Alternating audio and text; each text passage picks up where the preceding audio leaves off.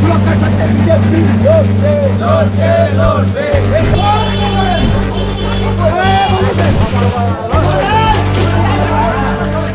বিজেপির ডাকা বন্ধের প্রভাব পড়ল মুর্শিদাবাদের বিভিন্ন এলাকায়। বাংলা বন্ধকে কেন্দ্র করে বহরমপুর শহর জুড়ে উত্তেজনা।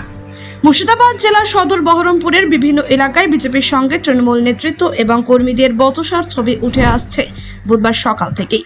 মূলত আর.জি. কর মেডিকেল কলেজ ও হাসপাতালের বর্বরোচিত ঘটনার প্রতিবাদ জানিয়ে এবং গতকাল নবান্ন অভিযানে ছাত্রদের ওপর পুলিশি হামলার প্রতিবাদ জানিয়ে বিজেপির পক্ষ থেকে বাংলা বন্ধের ডাক দেওয়া হয়েছে 12 ঘন্টা ব্যাপী। এই বাংলা বন্ধকে কেন্দ্র করে সকাল থেকে বিক্ষিপ্ত ঘটনার সাক্ষী থাকলো মুর্শিদাবাদের সদর শহর।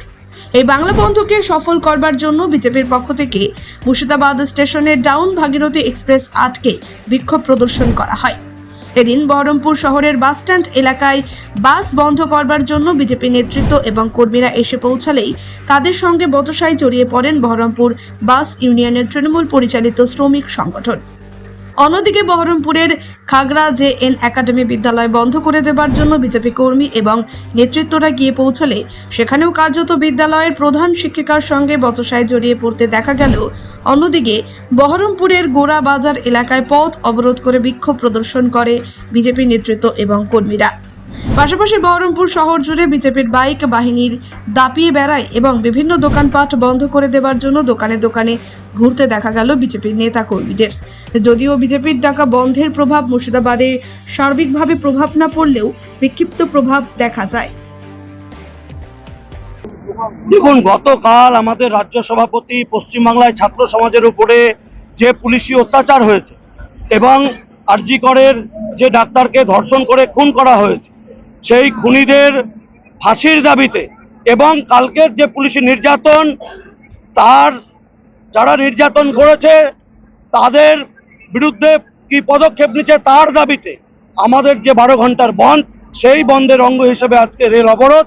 আমরা এখানে 6:30 থেকে অবরোধে বসেছি।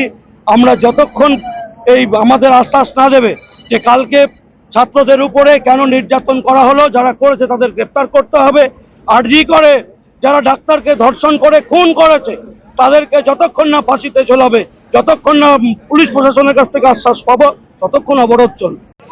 এই বন্ধ অত্যন্ত স্বতঃস্ফূর্ত বন্ধ এবং মুর্শিদাবাদের মানুষকে আমি ধন্যবাদ জানাই। সকালবেলায় আমাদের কাশিম বাজার থেকে আরম্ভ করে যে বিভিন্ন স্টেশনে যেভাবে রেল অবরোধ করতে পেরেছে, যেভাবে এই বহরমপুরের ছোট বড় বিভিন্ন ব্যবসায়ীরা এই বন্ধকে সমর্থন করেছেন, সেই জন্য এই বন্ধ সফল হয়েছে।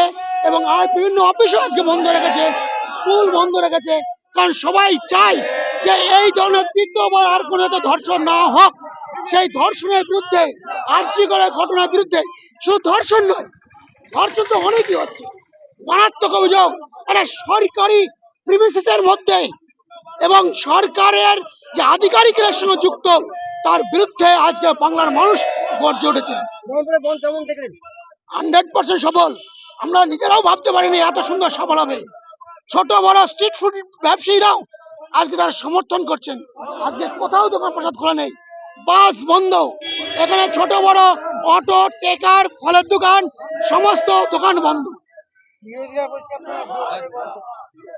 বিরোধীরা অনেক কিছু বলবে, ওদের জোর করে অভ্যাস আছে, সেই জন্য যে যা চেনে সেই কারণে ওরা জোর করে ভোট করে, সেই জন্য জোর করে বন্ধ দেখবে।